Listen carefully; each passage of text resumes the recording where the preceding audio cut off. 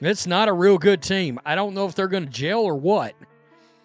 But this victory, as it always does, brings out the lunatics. You throw in a clutch steal from Sophie Cunningham, a clutch three from Lexi Hall, and you've got yourself a victory, especially when, of course, big performances. Look, you're going to win games when you can hit shots with efficiency. Natasha Howard, 50%. They said the Indiana Fever couldn't do it without Caitlin Clark. ESPN practically handed the Lynx the win before the game even started. But when the final buzzer sounded, the Fever didn't just win, they dominated. How did a team that was down by 13 in the first quarter turn it around to silence everyone? And what did Clark's viral celebration reveal about the team's true spirit? It's time to explore how this victory stunned the league and made history. Before we move on, I'd like to ask you a small favor. If you appreciate this content, please take a second to like this video and subscribe to the channel. Over 98% of you watch the videos without subscribing. It costs you nothing, but it makes a huge difference to us. So, did you click the subscribe button? Great. Thank you so much. Now, back to the video. They said the Indiana Fever were nothing without Caitlin Clark. Fans, analysts, and even pre-game graphics made it clear. The Lynx were the favorite, and all the Fever could do was hope for the best. But things didn't just start badly. They were downright rough. The Fever came out flat, and the Lynx pounced, building a 13-point lead in the first quarter. At that point, it felt like the game could only go one way. But then something clicked.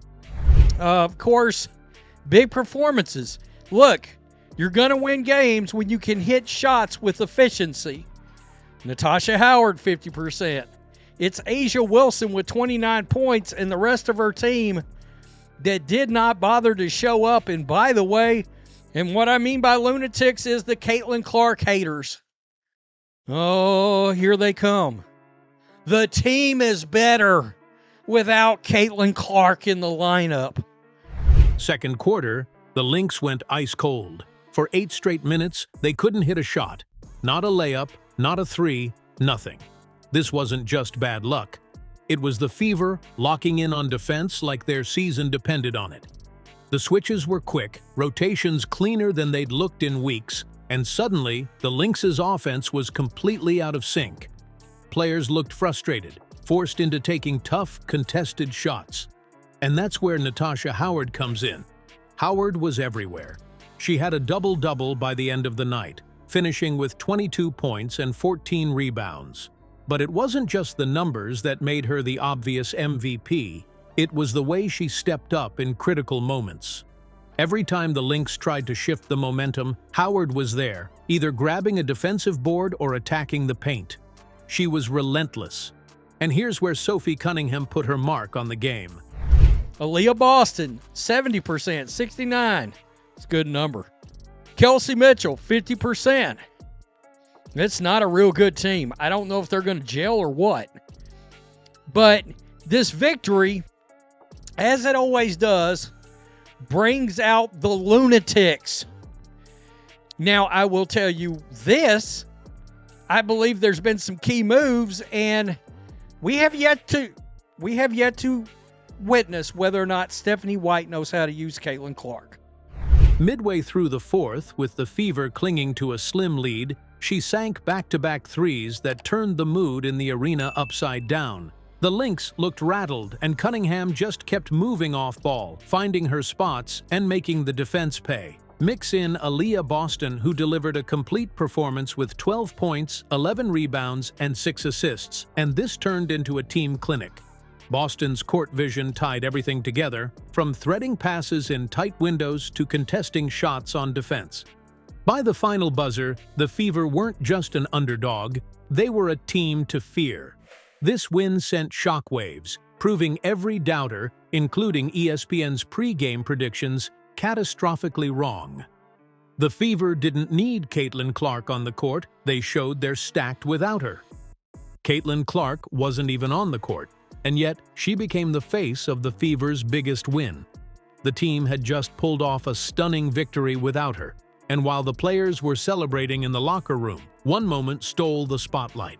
A video showed Clark standing in the middle of the chaos, laughing, cheering, and shouting, "I just know everyone in the league is sick."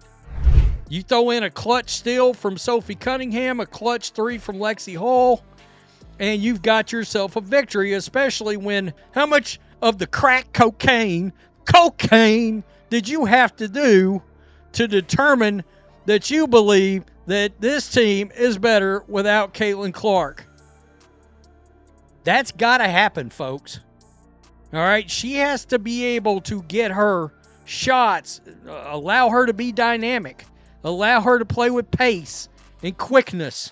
This team that they put around the Las Vegas Aces and around Asia Wilson is not good. That clip didn't just go viral. It turned into a statement. It wasn't just about the win. It was about everything the Fever stood for. The Fever have been fighting a major narrative all season. Without Clark, they're irrelevant, a one-woman team with no depth. But this video flipped that idea upside down. Clark's reaction showed the world that this is a team who believes in each other, plays for each other, and wins together. Her absence wasn't a weakness. It proved they're more like a family. Even when she's not the one scoring the buckets, she's the one lifting everyone around her. And more than that, it spoke volumes about her leadership. Clark didn't dominate the celebration, even though all eyes were on her. She sprinted into the locker room to hype up her teammates, calling them her girls and making sure they felt the shine. That's the thing about Clark. She's not just a star player. She's the heartbeat of this team. Everything she does seems to make them stronger, even when she's not on the court.